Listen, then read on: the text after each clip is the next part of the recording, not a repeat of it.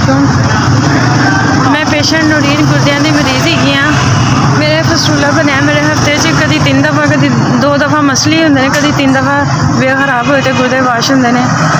मैं दवाइयाँ नहीं अफोर्ड कर सकती। मेरा शोहर है एक लाख तो मजदूर ही है, ज़्यादा बोझ वाला काम ही नहीं कर सकते। मैं दवाइयाँ नहीं अफोर्ड कर सकती। मेहरबानी है मेरे दवाइयाँ का ना मसला हल किया जाए। बहुत शुक्रिया होगा। अल्लाह तुहानू जिंदगी सेहत तंदुरुस्ती दे। अल्लाह ताला कै बिल इन्ने ज़्यादा आते हैं गुर्दियां के पेशेंट का बहुत ज़्यादा खर्चा होता है। मैंने उन्होंने दवाइयाँ लैके दित्तियां जान मैं तुहाडी एहसानमंद होवांगी।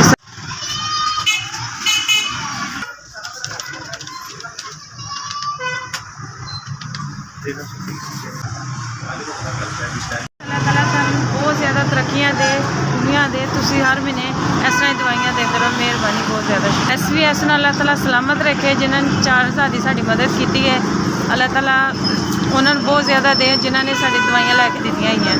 अल्लाह ताला तुहानू तरक्कियां दे कामयाबियां दे। अल्लाह ताला सलामत रखे।